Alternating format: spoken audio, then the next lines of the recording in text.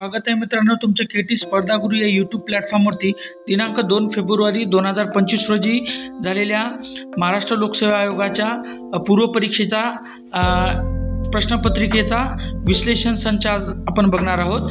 तर खालील योग्य विधानाच्या पर्यायाची निवड करा म्हणते। तर भारतातील पहिली सुती कापडाची गिरणी मुंबई येथे सुरू झाली, बरोबर आहे। भारतात पहिली तागाची गिरणी रिसरा येथे सुरू झाली, ते पण बरोबर आहे। रिसरा हे ठिकाण पश्चिम बंगाल या ठिकाणी आहे। भारतातील पहिली सुती कापड गिरणी कावतजी नानाभाई दावर यांनी सुरू केली होती। तर याचं उत्तर आहे ए, बी आणि सी बरोबर, ठीक आहे।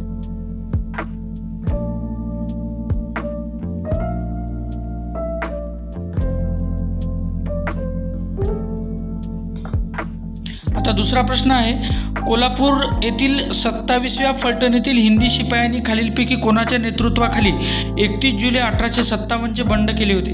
पहा मित्रांनो, हे याच्यामध्ये याचं उत्तर आहे डायरेक्ट पहा रामजी शिरसाट। याचं उत्तर आहे रामजी शिरसाट,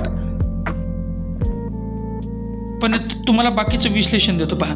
आता रामजी शिरसाटांचा विचार करायचा जर गेला तर नानासाहेब पेशवे हे कानपूरच्या उठावाचं नेतृत्व करत होते का? उठावाचं नेतृत्व करत होते का नानासाहेब पेशवे यांचं पेन्शन बंद केलं होतं म्हणून।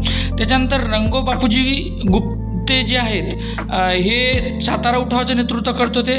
भीमा नाईकही वेगळ्या उठावाचं नेतृत्व करत होते।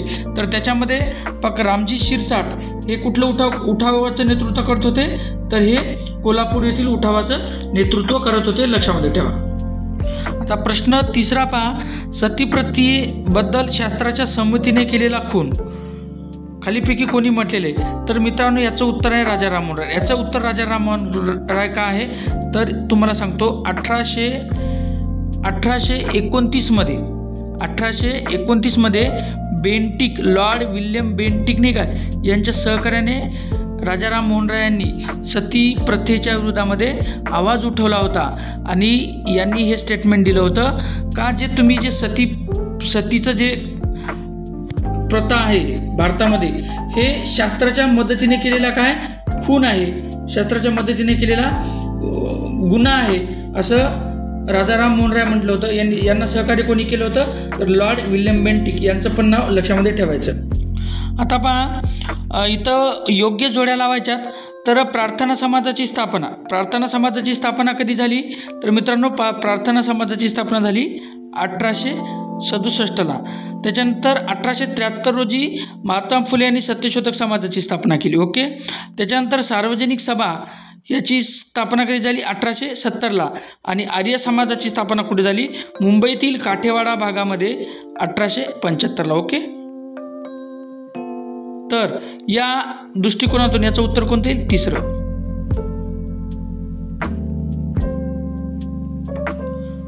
प्रश्न आहे 5वा, 1909 मध्ये कामगार हितवर्धक सभा या संघटनेची स्थापना करून कामगारांना शिक्षण, कायदेशीर सल्ला देण्याचे काम खालीलपैकी कोणत्या व्यक्तीने केले?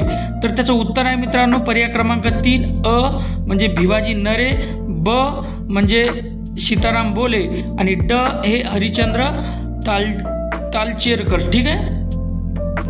प्रश्न 6वा आहे मित्रांनो, होमरूल म्हणजे काय? होमरूल नावाची चळवळ ॲनी बेझंट आणि लोकमान्य टिळक यांनी सुरू केली होती आणि त्यांचा एकमेव उद्देश होता स्वराज्य प्राप्त करणे। काय होता? एकमेव उद्देश होता त्यांचा स्वराज्य प्राप्त करणे। त्याच्यामुळं त्याचं उत्तर आहे फक्त आणि फक्त ब। आणि काय ह्याच्यामध्ये ब, स्वराज्य प्राप्त करणे हा उद्देश होता।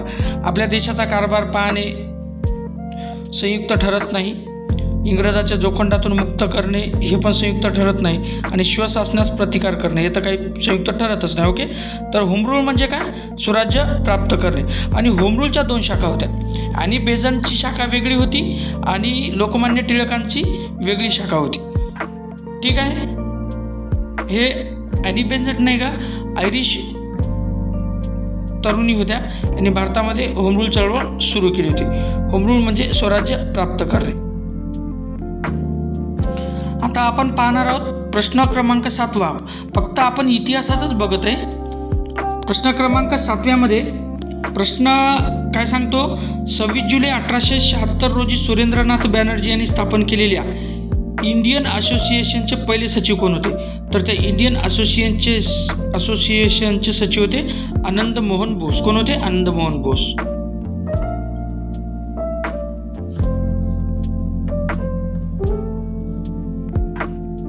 पुढचा प्रश्न आहे नागपूरच्या भोसले घराण्याच्या संदर्भामध्ये आहे. खालीलपैकी नागपूरच्या कोणत्या राजाने आपल्या मृत्यूनंतरच्या वारसाची काहीच व्यवस्था न केल्याने कंपनी सरकारने त्यांचे राज्य खालसा केले होते? तर ते आहेत राजा रघुजी तिसरा. ओके, राजा रघुजी तिसरा हे प्रश्नाचं उत्तर असेल. लगेच खाली येऊ. झाशीची राणी म्हणजे सर्व बंडखोरातील एकमेव पुरुष होती हे विधान म्हणजे कोणी केलं होतं? तर या मेजर ह्यू रोजनं झाशीच्या राणीच्या उठावाचा बिमोड केला होता आणि मेजर ह्यू रोजनीच हे स्टेटमेंट दिलं होतं. याचं उत्तर असेल तिसरं.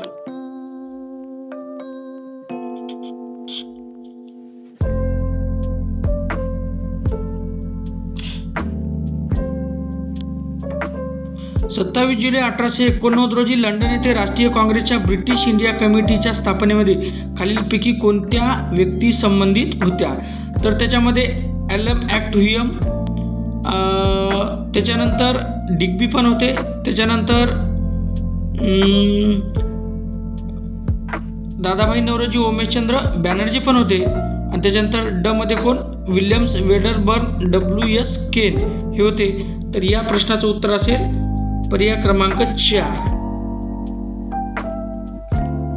तर मित्रांनो पाहायचं जर गेलं तर काँग्रेस ब्रिटिश इंडिया कमिटी हे काँग्रेस 28 डिसेंबर 1885 काँग्रेसची स्थापना झाली होती. त्याच्यानंतरचा हा विषय आहे. ओके, हे लक्षामध्ये घ्यायचं.